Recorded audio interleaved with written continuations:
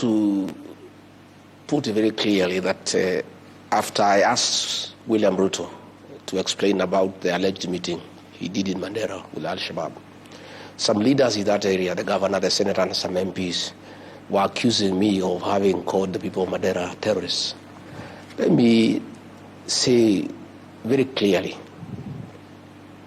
the people of Mandera are very innocent, and they have nothing to do with these accusations.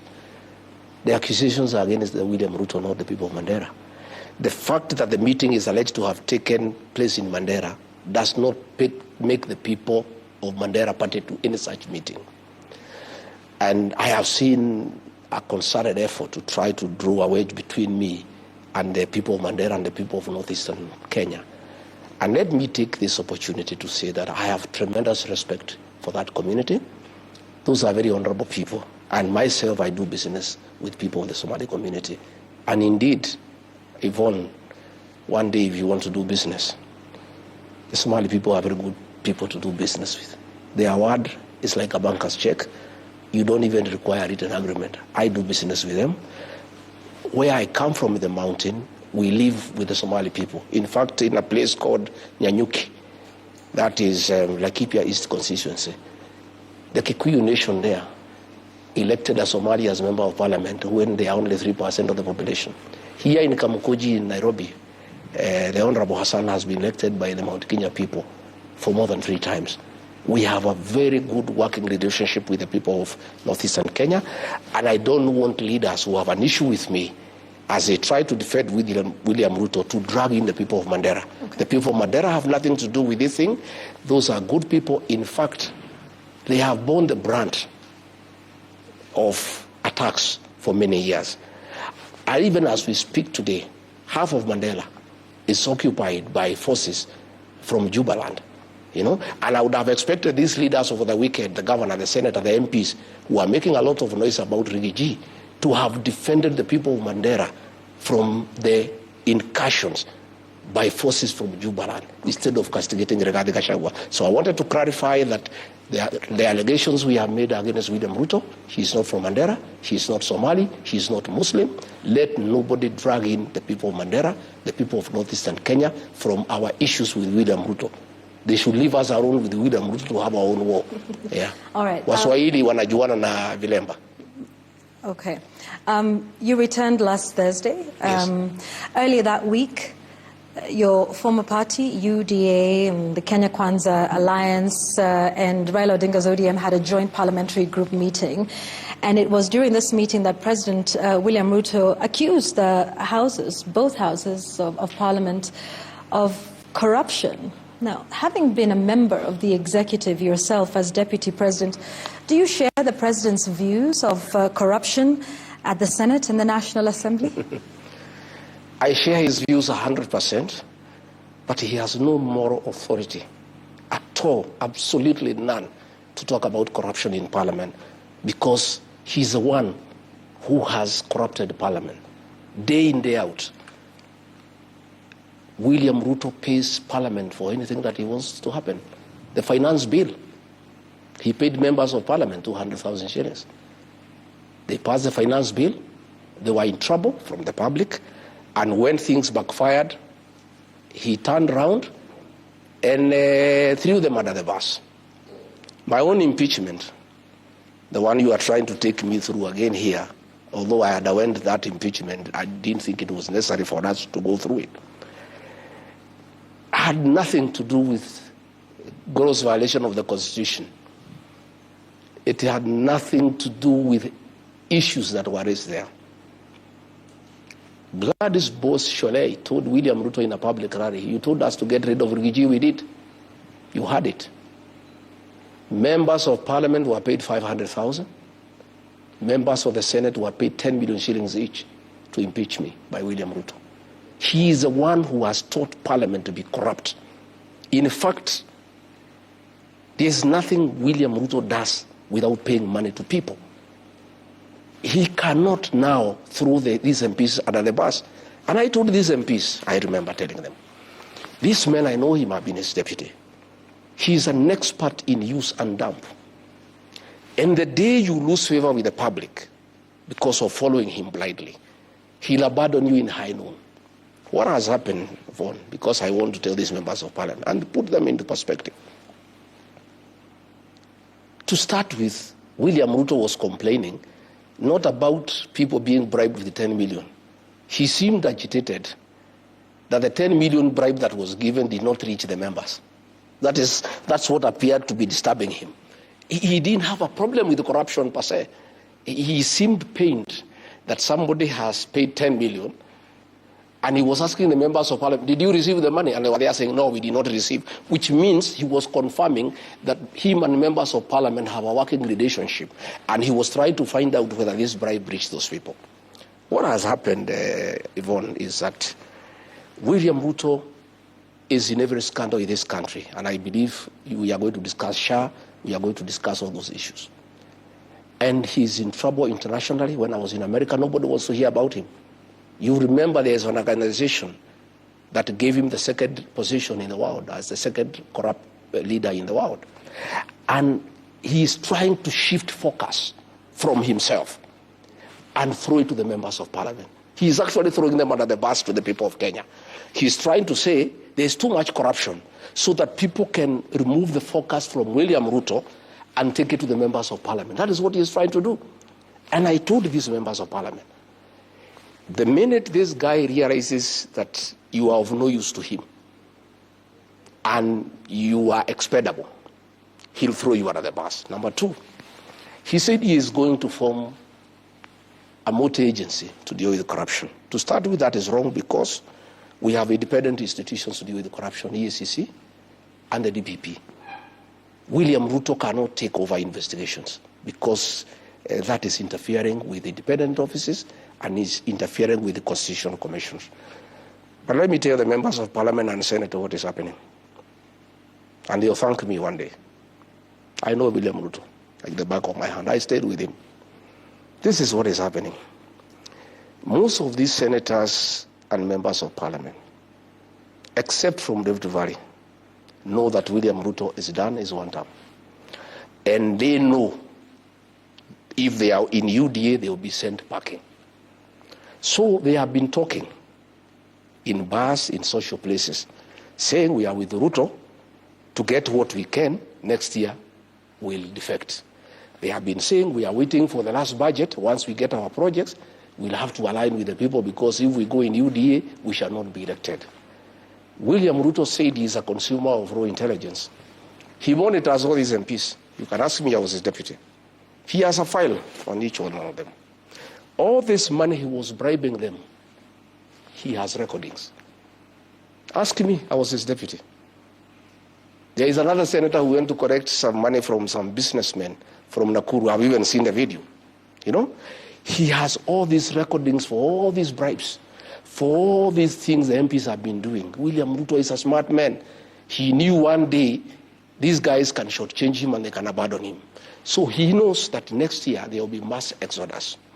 So this multi-agency team he has formed is to collect evidence and create files on all leaders in Kenya. And he'll call them one by one.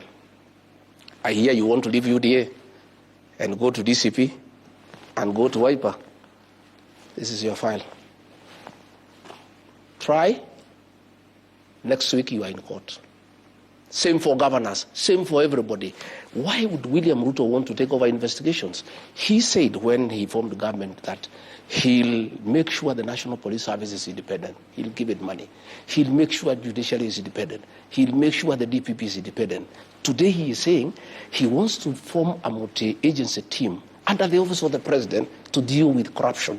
I can tell you, and I want to tell these members of parliament, you will have to stick with William Ruto to the end. You'll go home together because the minute you try to move and abandon him, like it happened to Moi in the year 2002, he will have a file on all of you. So all those senators who took money during my impeachment, all those MPs who took money during my impeachment, all those MPs who took money for the finance bill, all those MPs who have been taking money from William Ruto and his cronies for various things in parliament, William Ruto has a file on each one of you, and none of you will be able to abandon him, For the money that you took, you have to stick with William Ruto up to the ballot. And you try, and you tell me you have seen already the EACC after William Ruto spoke. That is a script. You can see how good it is. The minute he spoke, the EACC said William Ruto has done that. That's done well. He says we are 4 governors now at the radar. And you see the governors at the radar. Kimani Wamatangi, because he doesn't agree with the Kimani Ichung'wah in Kiambu. So they are using that file to coerce him politically. And what will happen now, this multi-agency team, it has been outlawed by the court, but he's still for it. They are going to create files to enable William Ruto to deal with people like ourselves, who don't agree with him, and to hold all those leaders who are with him, who may want to abandon him and go to another political party. All right. So you are saying that both houses of parliament are not independent? No, they are not independent. Okay. You saw, Yvonne, let me cut you short. You saw an MP speak in parliament. Said, Mr. President, you told us to pass the finance bill, we passed for you. You told us you want share, we were here until 10 p.m. You told us to do this, we were there. All those things, they don't do it on behalf of the people of Kenya. They do it for William Ruto, and he pays them for it. Of course, we must say there are few members of great integrity and who have a moral conscience who have refused to take money from William Ruto. And they are all his enemies. He is harassing them using KRA, he is harassing them using DCI, and I know using this multi-agency team. All those members who refuse to take money from him are going to be on his radar. All right. Kenya Kwanza stood out for its thirst to control the Houses of Parliament. Yes. And I want to speak to you now as the person who held the position of Deputy President at the time. Didn't you, as the executive, and by you I mean yourself at the time as Deputy President, President William Ruto, as the President, and the entire executive, did you not decide who should be Speaker of the National Assembly? Was that not part of the agreement? No, we did. It was in the shareholding agreement. Okay. Did you decide who should be Speaker of the Senate? Yes, it was in the shareholding agreement. Did you decide who should be Majority Leader for both houses? It was decided after the election. Did you also decide who should chair each of the committees? Yes, it was. In both houses? It was. Didn't you also cause members of the party and the alliance at that moment to attend meetings at State House, to give them instructions on your agenda, what to vote for, how to vote? Yes, we did. And so the grand total of this was what? Control of the legislature by the executive? It was So why? The intention. What was the intention? The intention was to push the government's legislative agenda. Okay. So this was a push that came from the executive. Yes. Are you then now surprised that members of National Assembly and the Senate are speaking the language of the executive when you yourself are a part of the executive making these decisions, where the member of the Speaker of the Senate, the Speaker of the National Assembly, all came from the party that you rode on to power? I think it was a very good. If you are saying today that we don't have independent Houses of Parliament, aren't you then responsible for that? Because this was your doing with President William Ruto. Yvonne, that's a very good observation. The intention was very noble. When we formed government, we had a manifesto, a great manifesto, bottom-up economic transformation agenda. Creating good business environment, lifting people from the bottom of the pyramid. We wanted a majority in Parliament to help us push that agenda. Okay? Where I differed with William Ruto is when we abandoned our agenda, our manifesto, and he started pursuing personal agenda. The housing levy was not part of our agenda of forcing people to pay taxes to build houses. All right. I want us to come back and we will go step by step and talk about the affordable housing levy for just a moment. Yes. And you talk about seeking to have a majority in the House to push government's agenda. Yes. That's all well and good.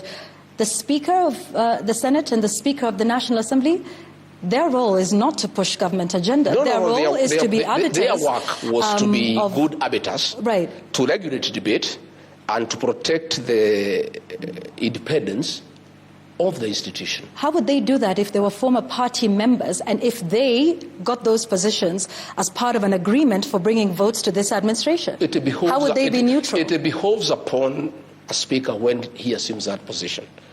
Justin Bidan Muturi was nominated by TNA to be speaker in 2013 and Jubilee in 2017. But that man had an impeccable record. You never saw him in a public rally doing empowerment and singing praise and worship to President Uhuru Kenyatta. Justin Muturi regulated debate and allowed everybody to speak. I'm sorry, Speaker Wetangula has become a youth winger for President Ruto.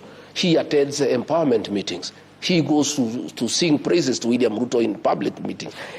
Tell me a single day you saw Justin Muturi in a public rally supporting Uhuru Kenyatta or campaigning for him. What dignity spells out is that once you get the position of speaker, because you must come from somewhere, you can't come from the moon, you can't come from the air, you must come from somewhere. So when a political party nominates you and you are elected as speaker, once you have assumed that position as the speaker of the National Assembly and the Senate, you now rise above, partisan politics and become the arbiter of that house, unregulated, undignified. I have seen Wetangula allowing me to be discussed in Parliament without somebody moving a substantive motion. And in Parliament you cannot discuss an individual unless you move a substantive motion. In that Parliament, Wetangula does not allow members who don't support William Ruto to speak. He is very selective. In fact, he has really eroded the dignity of the National Assembly. From 1963, we are the lowest in terms of the speaker. I have seen him in public rallies singing praise and worship to William Ruto. I have seen him doing harambes for women and youth. That is the problem, that the two speakers have refused to rise above partisan politics and play their role as speakers of those institutions. Kenyans have interpreted the war between the executive and both houses of parliament as a possible sign of disagreement between potential partners in high-level corruption. Do you see it that way? Yes. In fact, all these things, all these fights you see between parliament and the executive is about corruption. Because William Ruto has made Kenya, State House is a crime scene. Kenya is a criminal enterprise as a country. So what has happened, Vaughan, I must tell you the truth. When William Ruto introduced money in Parliament for the impeachment, he paid a lot of money. He whetted the appetite of the MPs and the senators. 10 million. So these guys want money every day. Did you counter that offer? Yeah. Did you counter that offer during your impeachment? I did not. In fact, people came to me and said, Rigathi, we like you, we love you, but we are being offered this. Can you give a counter offer? I said, no, I don't have the money. And even if I had, I don't think I believe in this. Just go ahead and do what you must do. Others came. In fact, there is an MP from the coast, a friend of mine, a great friend of mine. He came and showed me the messages William Ruto had sent him, threatening him to jail him if he doesn't sign for me. And he came and said, I have children, my brother, I am crying as I do this, but I have been forced. These are the messages. Another MP from South Rift, a good friend of mine, came and showed me the messages of threats and intimidation from William Ruto. In fact, Okia Omtata, that guy is a great man. When I sent word to him appealing not to participate in impeaching me, he said, I cannot impeach you. And the person I had sent, he asked, did he send you with a counter offer? He said, no. He said, I will not impeach him. Had he sent you with a counter offer, I would have impeached him because I don't like corruption. What has happened is that William Ruto introduced money in Parliament. Of late, he has shifted focus to ODM and Raila Odinga. And he is spending a lot of his money now with ODM MPs. Now the MPs from Kenya Kwanza are feeling abandoned. And the money is not flowing as much as it was flowing. So they have decided to look for the money from other people. So when the ministers come, put the money here. When PSs come, put the money here. William Ruto, you started it all. Don't complain. This is your baby. You are the one who introduced high-level corruption in the National Assembly and in the Senate. You cannot turn around and condemn what you have started yourself. You are the one who told these MPs that every man and woman has a price. I heard him say it in his presence, that every man and woman has a price. So what has happened, Vaughan, like the MPs from my backyard are in trouble. They cannot address any meeting unless they pay people.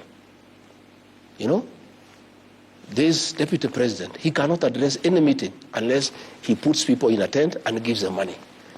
Now, William Ruto is not giving these MPs money anymore.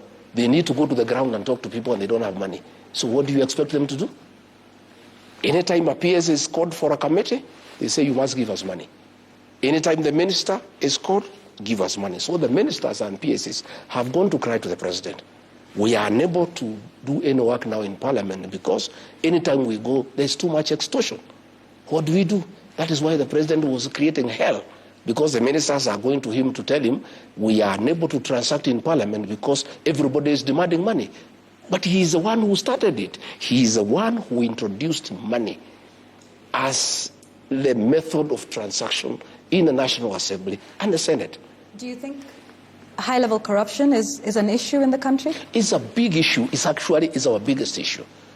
In fact, when you took a break, people are sending me messages asking, what is this Yvonne is asking you?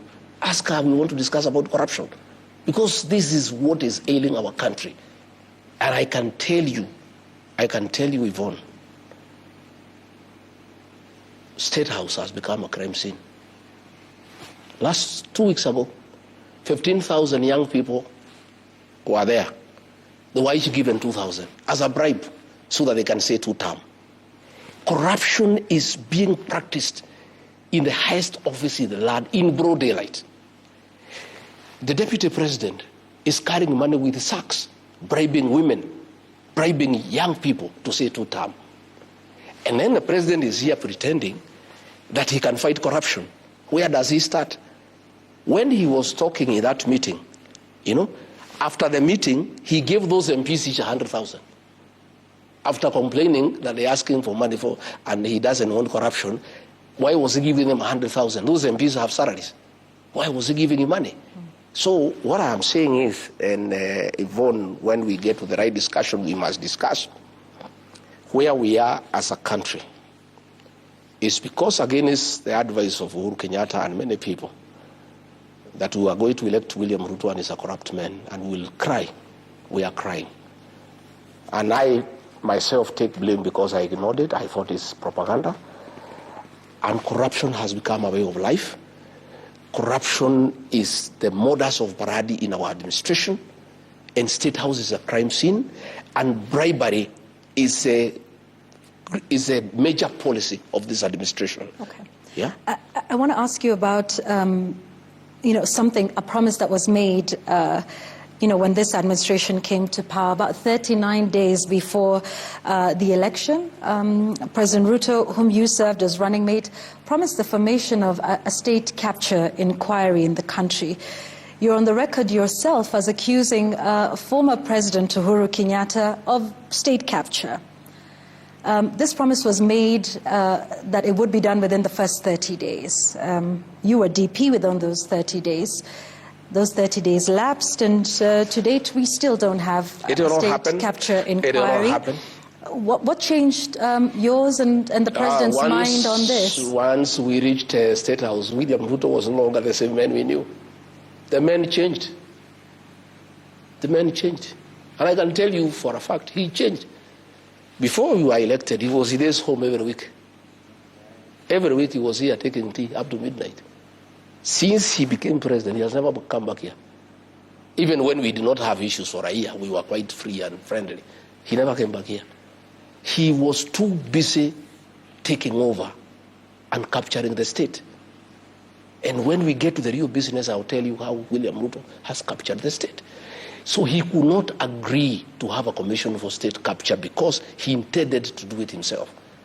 And he has perfected it and actually overdone it to a point that the country is almost crumbling, to a point where now children cannot go to school because there is no money for capitation, to a point where people now are paying money to ghost hospitals, to a point where public money is being stolen and given to the deputy president to go and bribe people in broad daylight without being ashamed. You know what is shocking me, Yvonne, is impunity. You know, a president here is talking about corruption. His deputy every day is spending 10 million every day. You know, money that of course he has not earned, money that cannot come from his salary or his businesses, and everybody knows this is stolen money, and they are doing it with brazen impunity without caring what the people of Kenya are saying. So corruption has become a way of life. So I'm saying, William Ruto, please respect the people of Kenya. Don't talk about corruption again, because that is an insult. Because you are the one who is leading from the front. And you are the one who is setting the example to everybody. You are the one who has inducted members of parliament and senate into corruption. How can you then go ahead and condemn them that they are corrupt? And you say the president is usurping the powers and the authority of bodies like the EACC and the DPP? You saw the chairman of the EACC respond after the president spoke. That tells you, if the chairman of EACC says the president has done well to allow us, it means then they are not independent. And if they allow, as they will, allow William Ruto to take over EACC and to take over the DPP office, what will happen is that we are going to see a lot of trumped-up charges against people who oppose William Ruto.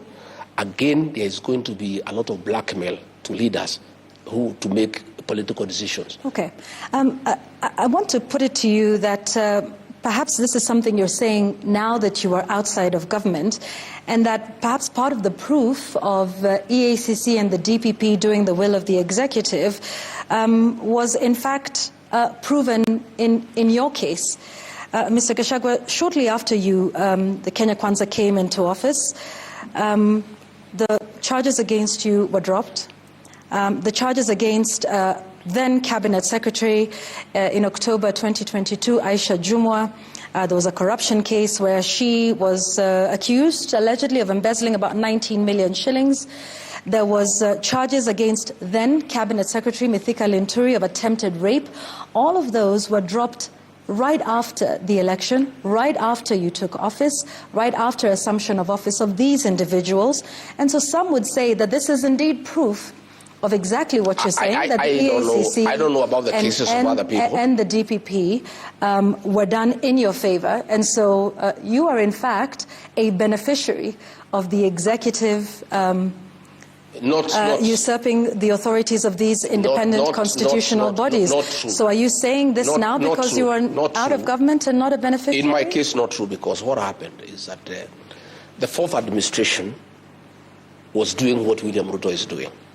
Okay? It was using the criminal justice system to punish those who are opposed to it. The fourth administration was unhappy that I was supporting William Ruto. Yeah?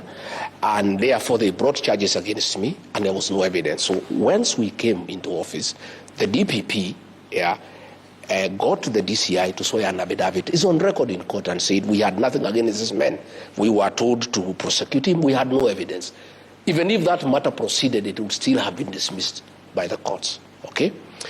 What pains me, Yvonne, and I feel very sad, is at that time when we were being persecuted by the fourth administration, William Ruto saw that in his administration, never again will he allow the use of the criminal justice system to punish those opposed to him. Yeah? He gave that undertaking that he will never allow. And politics will be done the conventional way, through persuasion and consensus and concurrence. The minute he became president, I don't know what happens to that state house. Somebody is elected, he's a good man. When he reaches there, sometimes I even get very worried of being elected president.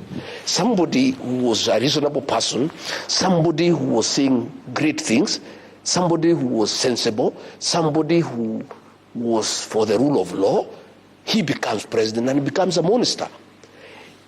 William Ruto gave us an undertaking, in private and in public, that under his watch, in his leadership, he will never allow the use of the criminal justice system to pursue politics. That's exactly what he's doing. And that's what I'm saying is, I don't believe he is the same person. You know, sometimes I think he's a double, you know, because this man used to sit with me here with Pastor Dorcas, and we pray together. And the things he said he cannot do. Kwanzaa, he said in an interview, I will never allow anybody to punish my deputy. I will never allow anybody to lack respect for him. I will never allow anybody to do to my deputy what Uhuru Kenyatta has done to me. He not only did the same, but he went ahead to do what Uhuru Kenyatta never did to him, to pay people to throw him out of office. And this is the same man. So sometimes, I don't know whether he's the same person. Sometimes I get lost. Why do you think, so you're saying the president punished you? I'm saying what he had said he would never do. He not only did it, but went ahead to throw me out of office. Why do you think he did that? Because I could not agree to many things that he was doing. He had wanted a Mr. Yesa. He had wanted somebody to agree to corruption, somebody who can agree to killings of young people. I told him off. I told him no. And I said I cannot agree. All right, let's speak about some of the things that are in the country right now, yes, and that you seemed to agree with. The Social Health Authority, SHA, something you were a big supporter of, then, now appears to be suffering a series of scandals. At least the Ministry of Health is defending itself, is defending its record, saying there is no fraud at the Social Health Authority. You sat there when this was being mooted. What was the proposal? And do you think, in hindsight, that initially I supported. Yeah. What was the idea that you supported? We had committed. Yeah. We had committed in our manifesto to improve on NHIF and actually make it available to every Kenyan. And in fact, we promised to reduce the payments for ordinary people from 500 shillings to 300. We went ahead to promise that those who could not pay, who had no income at all, yeah, will be covered, by the fund without having to make any contribution. Those are the things that we did. So when we came in, we got the former CS for roads, Kamau, to come and chair the board of NHIF. And he started on a process of how to reform it and make it better. And proposals were done, and it was agreed they needed to improve the system at a cost of about 800 million to make NHIF more responsive, to make it more efficient.